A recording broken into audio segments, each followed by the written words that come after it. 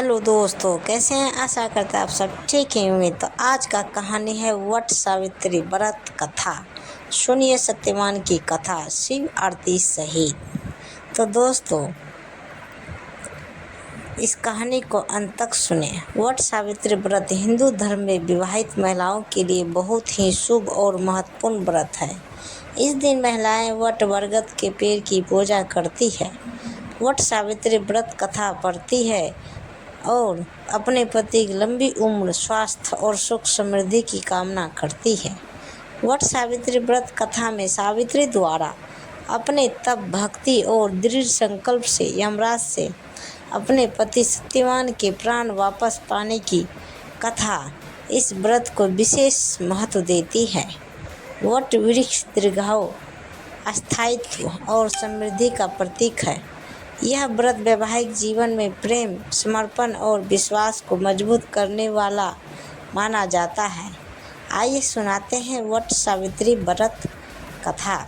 तो ये कथा अंत तक सुने दोस्तों, तभी फल की प्राप्ति होगी। तो कहानी स्टार्ट करते हैं। वट सावित्री व्रत कथा के अनुसार मध्य प्रदेश में अश्रुपति नाम के परम ज्ञानी राजा थे। धन वैभव से पूर्ण होने पर भी वे संतान के अभाव में बड़े दुखी रहते थे। राजा ने पंडितों की सलाह से पुत्र प्राप्ति के लिए सावित्री की आराधना की। सावित्री ने प्रसन्न होकर राजा रानी को दर्शन देकर आशीर्वाद दिया और कहा कि तुम्हारे भाग्य में पुत्र नहीं है, पर मैं स्वयं कन्या रूप में तुम्हारे यहाँ जन्म लूँगी। इतना कहकर सावित्री देवी अंतर्ध्यान हो गई। कुछ समय बाद रानी के गर्भ से साक्षात सावित्री का जन्म हुआ। राजा रानी उसका नाम सावित्री ही रखा। सावित्री सर्वगुण संपन्न थी। वह चंद्रमा की कला के समान नित्य प्रति बढ़ने लगी। जब वह विवाह के योग हुई तब माता पिता ने उससे कहा कि अब तुम अपने योग्य मनचाहा वर खोज लो। राजा ने उसे एक बूढ़े मंत्री के साथ वर खोजने के लिए भेज दिया। सावित्री यात्रा पर रवाना हो गई। इधर एक दिन अचानक नारद जी मंद्राराज अश्वपति से भेंट करने के लिए आए। तभी सावित्री भी अपने लिए वह पसंद करके लौट आई। उसने आदरपूर्वक नारद जी को प्रणाम किया। नारद जी ने उसे विवाह योग देखकर राजा अश्वपति से पूछा कि आपने इसके योग्य वर खोजा है या नहीं। राजा ने बताया कि मैं सावित्री को वर खोजने के लिए भेजा था, वह अभी लौटकर आई है और अब वही बताएगी कि उसने अपने पति रूप में किसे पसंद किया है। राजा की बात सुनकर नारद जी ने सावित्री से पूछा, तुमने किस वर के साथ विवाह करने का निश्चय किया है? सावित्री ने परम विनम्र हो हाथ जोड़कर निवेदन किया कि महाराज, राजा ध्रुमसेना का राज्य रुक्मिणी ने छीन लिया है और वह अंधे होकर रानी के साथ वन में रहते हैं। उनके एकमात्र पुत्र सत्यवान को ही मैंने अपना पति बनाने का निश्चय किया है। सावित्री ने ऐसा कहने पर नारद जी ने राजा अशोकपति से कहा कि आपकी कन्या ने वर खोजने में निसंदेह भारी परिश्रम किया है। सत्यवान गुणवान और धर्मात्मा है। वह रूपवान और समस्त शास्त्रों का ज्ञाता है। वह अपने माता पिता के समान सदा सत्य बोलने वाला है। इसी कारण उसका नाम सत्यवान हुआ। जिस प्रकार समुद्र रत्न की राशि है, उसी भांति सत्यवान सभी सद्गुणों का भंडार है। वह सब प्रकार से सावित्री के योग्य है। वह सब बातों में सावित्री के साथ क्षमता रखता है। इतना कुछ होते हुए भी उसमें एक भारी दोष है, जिसके सामने यह सभी गुण फीके पड़ जाते हैं। वह अल्प आयु है और 1 वर्ष की समाप्ति पर उसकी मृत्यु हो जाएगी। नारद जी के मुख से यह वचन सुनकर राजा अशोक पति का चेहरा उदास हो गया और उनके मधुर स्वप्न नष्ट हो गए। नारद जी के वचन कभी मिथ्या नहीं हो सकते। ऐसा विचार कर उन्होंने सावित्री को समझाया कि ऐसे छिनाऊ व्यक्ति के साथ विवाह करना कल्याणकारी नहीं है, इसलिए कोई अन्य वर पसंद कर लो। पिता की बात सुनकर सावित्री ने कहा कि अब मैं शारीरिक संबंध के लिए तो कभी मन में भी कभी किसी का अन्य पति के खोजने का विचार नहीं कर सकती। कोई भी संकल्प पहले मन में आता है, फिर वाणी से कहा जाता है कि कहने के पश्चात उसे करना ही होता है, चाहे वो शुभ हो या अशुभ। मैंने जिसे एक बार अपने मन में पति स्वीकार कर लिया है वही मेरा पति होगा। अब मैं किसी दूसरे का वर्ण किस प्रकार कर सकती हूँ। राजा एक ही बार आज्ञा देता है, पंडित एक ही बार प्रतिज्ञा करते हैं और कन्यादान भी एक ही बार होता है। जैसा भी हो, अब मेरा पति है। मुझे उसके दीर्घायु या अल्पायु से होने से कोई हर्ष विषाद नहीं है।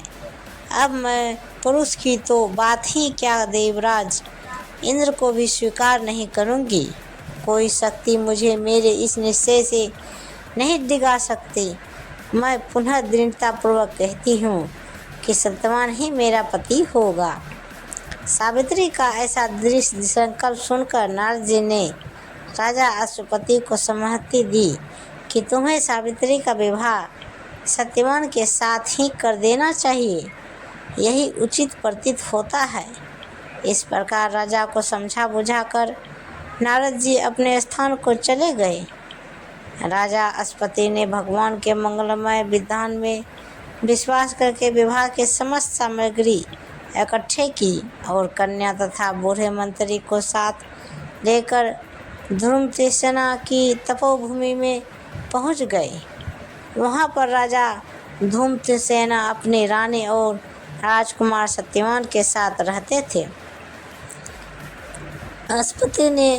अश्वपति ने उनके पास पहुंचकर अपना नाम बताते हुए उनके चरणों में प्रणाम किया।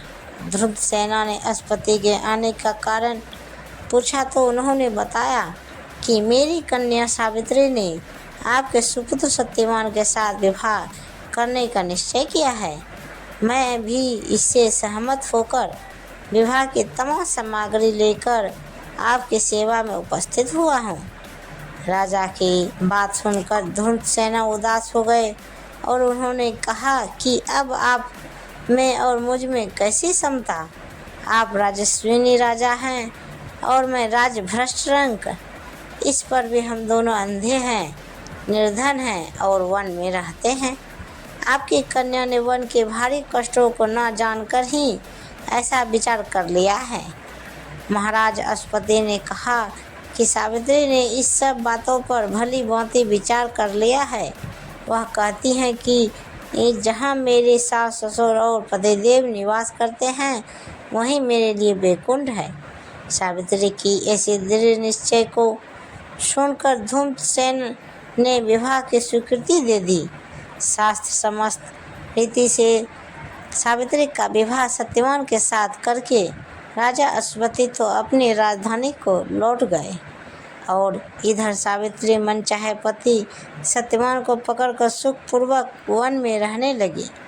नारद जी के वचन हर समय सावित्री की कानों में गूंजते रहते थे।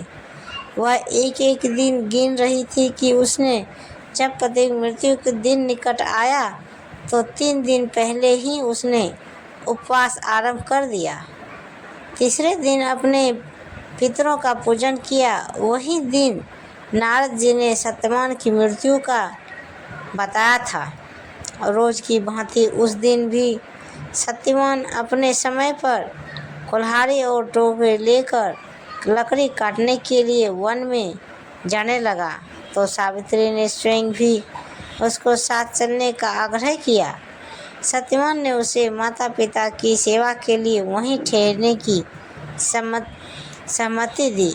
तब सावित्री अपने सास ससुर से सत्यवान के साथ वन में जाने की आज्ञा ले आई और उसके साथ वन को चलने की तैयारी की। सत्यवान ने वन में पहुंचकर फल फूल तोड़े और बाद में लकड़ी काटने के लिए एक वृक्ष पर चढ़ गया। वृक्ष के ऊपर ही सत्यवान के सिर में भारी पीड़ा होने लगी।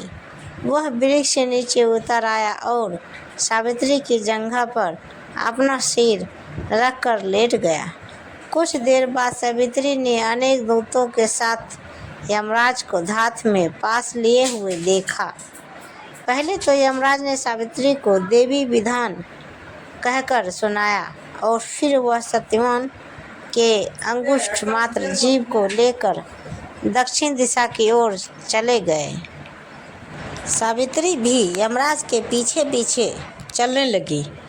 जब बहुत दूर तक भी उसने यमराज का पीछा ना छोड़ा तो उन्होंने उससे कहा कि हे पतिव्रते, जिस सीमा तक एक मनुष्य दूसरे मनुष्य का साथ दे सकता है वहाँ तक तुमने पति का साथ दिया। अब तुम घर लौट जाओ। सावित्री ने कहा, धर्मराज, जहाँ मेरा पति जा रहा है वहीं मुझे भी जाना चाहिए। यही सनातन धर्म है। पतिव्रता के प्रभाव और आपकी कृपा से कोई भी मेरी गति नहीं रोक सकता। सावित्री के ऐसे धर्मपूर्ण वचन सुनकर यमराज ने प्रसन्न होकर उसे एक बार मांगने के लिए कहा। सावित्री बोली कि मेरे सास ससुर वन में रहते हैं और अंधे हैं। मैं आपसे यही मांगती हूँ कि उन्हें दिखाई देने लगे। यमराज ने ऐसा ही हो कहकर उसे पुनः लौट जाने की सलाह दी। यमराज की बात सुनकर सावित्री ने कहा, भगवान, जहाँ मेरे पतिदेव जाते हैं वहाँ उनके पीछे पीछे चलने में मुझे भी कष्ट या परिश्रम नहीं है। पति परायण होना मेरा कर्तव्य है। पूर्ण मेरा आप धर्मराज है, परम सज्जन है। सत्य पुरुषों का समागम भी हो तो कुछ काम पुण्य का फल नहीं है। सावित्री के ऐसे धर्मयुक्त और श्रद्धापूर्ण वचन सुनकर यमराज ने फिर से कहा, सावित्री, मैं तुम्हारे वचनों से बहुत प्रसन्न हूँ। तुम मुझे एक वरदान मांगो और मांग सकती हो।